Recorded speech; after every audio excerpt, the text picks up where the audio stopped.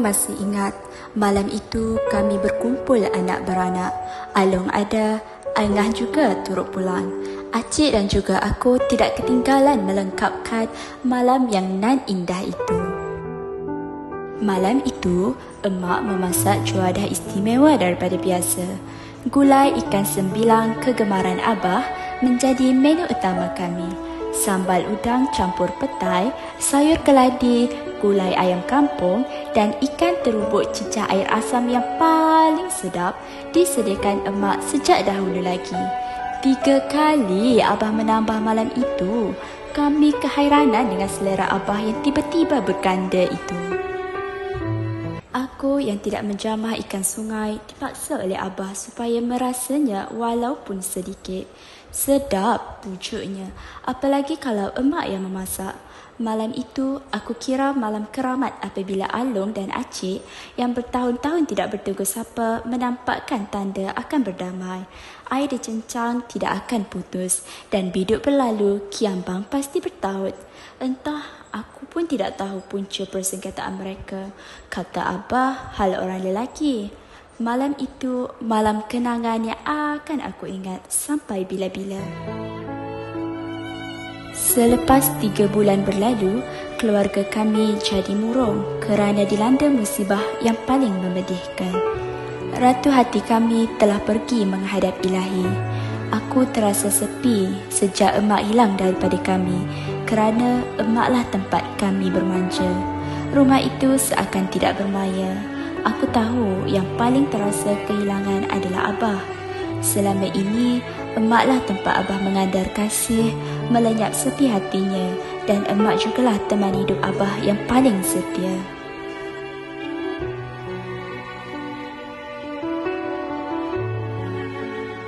Aku cuba menemani abah dan mengisi ruang-ruang sepi yang ditinggalkan oleh emak itu. Aku tidak menyalahkan abah yang lain kalau mereka kurang waktu untuk abah kerana masing-masing mempunyai kehidupan sendiri. Aku kira abah juga mengerti akannya.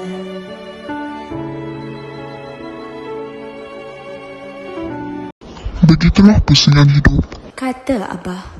Suatu ketika sambil mengusap helai rambutku yang panjang, aku membela rambutku kerana abah.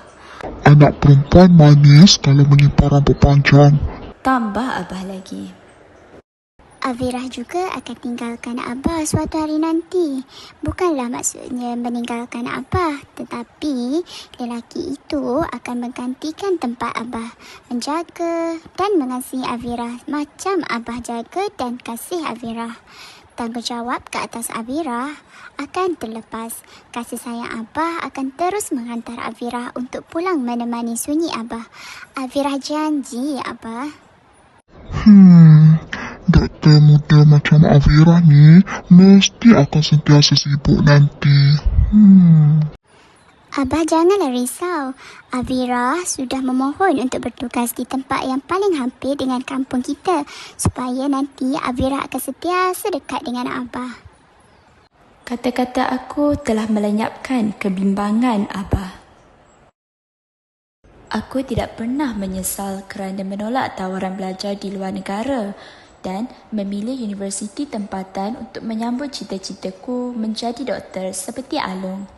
Aku akan lebih menyesal kalau meninggalkan abah dalam kerinduan dan kesepian.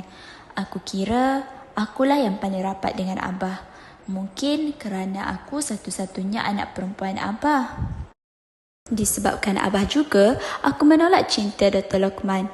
Bagiku, lelaki itu sangat sophisticated, anak orang berada dan takkan mengalah meninggalkan kota gahnya untuk mengikut aku tinggal di kampung yang masih tertinggal dan jauh daripada kehidupan yang moden serta lengkap dengan kemudahan. Tidak mungkinlah lelaki itu akan bertukar watak hanya kerana cinta terhadap gadis pingitan macam aku. Aku menolak cintanya dengan 1000 alasan, walaupun dia tidak henti-henti mengirimkan aku mawar merah yang harum dan cantik. Aku tidak mahu terlanjur mencintainya, walaupun ramai yang beranggapan aku menolak tuah. Avirah, kau sedar tak?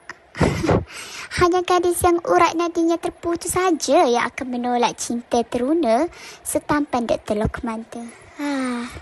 Sindir teman-temannya. Biarlah, aku tidak akan kempunan. Puncak cinta bukan pada tawaran harta, bukan juga pada paras rupa, tetapi pada hati dan keserasian dalam ikatan. Aku mengangankan cinta yang akan membawa aku ke syurga. Tunggulah kau, aku akan menjumpai cinta itu. Hujung minggu itu, Alung menelefon aku. Hello, Assalamualaikum Abira. Kau apa khabar? Ni Alung telefon ni sebab Abah Nur dia cakap dia suruh minta cari ikan sebilang untuk dimasak gulai dan minta semua anaknya pulang. Kata Abah dekat kampus sekarang ni susah nak cari ikan sebilang. Abah rindu akan anak cucunya. Katanya Abah rindu nak makan sama-sama macam dululah. Kedengaran suara Alung seperti keberatan untuk memenuhi harapan Abah dengan alasan sibuklah dengan kerja. Angah pula sekarang berada di Miri. Hujung minggu itu, hanya aku dan Acik serta isterinya yang sedang sarap mengandung anak pertama sahaja yang pulang.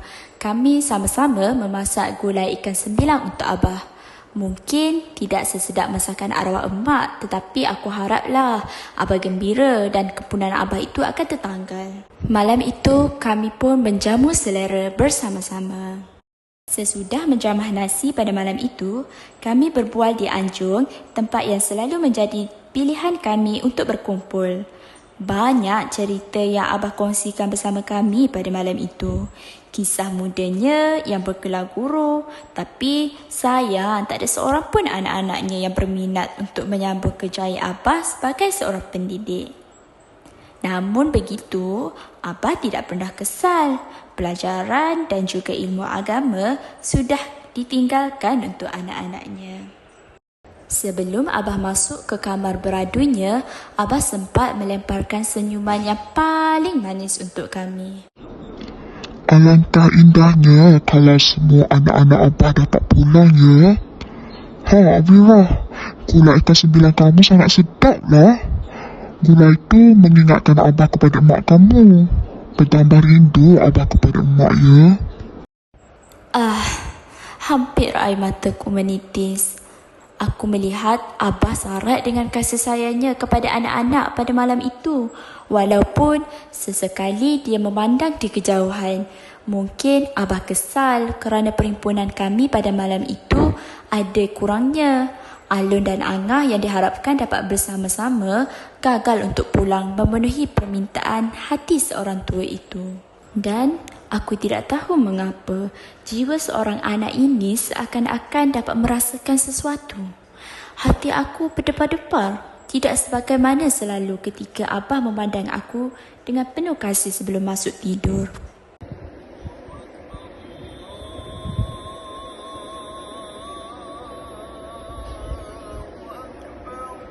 Esoknya, aku menemui jawapan akan keresahan itu ketika aku mengejutkan Abah untuk solat subuh bersama-sama. Aku dapati nafas Abah tidak lagi beralun seperti biasa. Abah telah meninggalkan kami dengan kasih yang terlalu indah. Ya Allah, Abah telah menghadap Ilahi dan telah meninggalkan kami buat selama-lamanya. Rupanya itulah pertemuan kami buat kali terakhir. Pagi itu, Alun dan Angah pulang dengan kekesalan pada wajah mereka kerana gagal untuk menunaikan permintaan terakhir daripada Abah yang tercinta. Abah, Alun minta maaf Abah. Alun minta maaf sangat-sangat. Alun menyesal Abah. Alun menyesal sangat-sangat. Abah, kenapa cepat sangat Abah tinggalkan Angah? Angah menyesal sangat Abah. Ampunkan dosa Angah Abah.